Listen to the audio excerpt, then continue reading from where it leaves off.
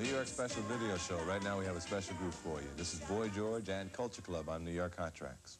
How is it that you guys manage to have a different sounding record every time you make a record? A lot of groups sound the same. You can tell Earth, Wind & Fire is this or so-and-so is this. What we do is, we don't write in a particular style, you see. We're not like a normal band. We don't just sort of riff away and think, oh, that's good, that's another single, or that's another single. We write songs, you know, and each song can come from a different angle. You know, George sort of gets melody ideas, we get musical ideas. Right. Every song's inspired from, like, a different thoughts, you know. And that's why they're all different. We don't work to a set formula like that. Right. So you can hear that they're working to a formula. Everything, right. You know, a lot of the melodies in their stuff is similar. Yeah, very few bands can actually survive on a formula. There are some great bands around who, you know, I've said this a million times, who write songs and there's just a great feeling there. And, you know, like Kool and the Gang, right. There's a formula, but it's so nice. Right. And you enjoy it. I mean, they're the only... You know, when you do something that's, like, personal to you, I think it can work if it's a formula. But when it's something that everybody's doing, you know, like, you can only have one Michael Jackson. If everybody was doing that kind... I know there are a lot of people, but Michael Jackson is the best of his kind. You ain't kidding. You know, and I think that... and you guys are the best of your kind, too. Yeah, well, we try. You know, that's what makes it all so beautiful, is that everybody, you know, has something different to contribute. I'm sorry. Sorry, no, I'm sorry. I was going to say, it has a lot to do with George has a very distinctive voice, which allows the band to play exactly what they style. The way you dress, the way you act, I mean, you just...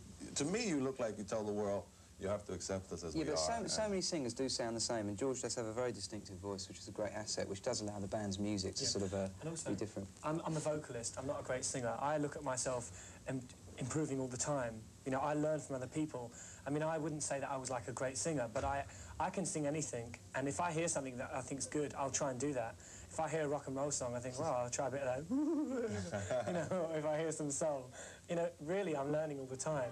We really want people to say this is something new, different and positive, and not, you know, like, Michael Jackson doesn't want everybody saying he's like Smokey Robinson, you know. Right. Michael Jackson wants to be Michael Jackson. That's why he channels every single bit of his energy into what he's doing. That's what we do. We want people to say Culture Club is new. Not, you know, I mean, I don't think I look very much like Paul McCartney. Or it's where Mikey's hat flew off in the Church of Boys and Mine video. You know, things like that sort of give character to the video, things that are real. You know, there is that sort of thing with Culture Club, where, you know, there's a sort of friendliness. Yeah, there's a great bit in Church of Boys and Mine. And a naturalness, right? You're like the rest of us. You make mistakes and stuff like that. There's a great bit in Church of Boys.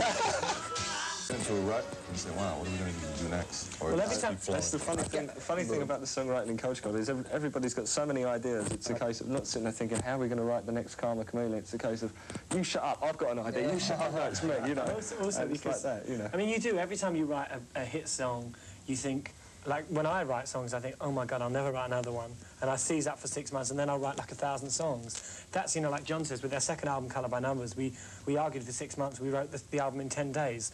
That's, you know, productive argument. Is there any pressure on you to come up with another top 10 record, or you just go out and make it? No, and say, if you think that way, I think that's like saying, you know, have a formula. I think you just do what you want to do, and then it's pot luck. Every single we release is a new single for us. We don't worry. Once it's out in the shops, that's it. You forget about it. Right. It's like bands often go back and remix things they did a year ago. That to me is like madness. You know? When it's done, it's finished. How do you guys feel about it when somebody takes one of your songs and remixes it and makes it sound totally different? Oh, well, I like that. It's okay. I mean, they don't do it on a large commercial scale. I mean, if it's very interesting, if somebody just took a record for some reason. There's a reggae version of Karma Chameleon, which we love, and there's also a Japanese version of Do You Really Want to Hurt Me, which was like big in LA last year. There was a Finnish version as well from Finland. We love very it. Strange. I think it's a compliment that anybody should want to take your song and make it, you know, make it theirs. I think it's great. Yeah. You know, Frank Sinatra stepped out on the boards and did one of my songs. I'd be standing on my head. Hallelujah. That was quite. Yeah. Cool. What about your involvement in your videos? Are you guys like heavily involved in the directing and the ideas behind the videos? Well, a funny story with Don't ask. George used to be involved with the videos at the start, and so the thing that George has lots of ideas, and the directors weren't getting his. There was one thought that you wanted to leave the audience with. All right.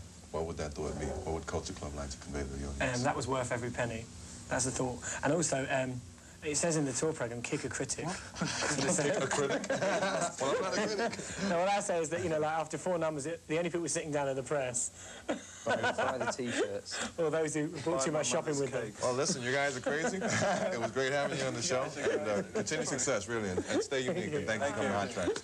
Culture Club on Hot Tracks. Thank you.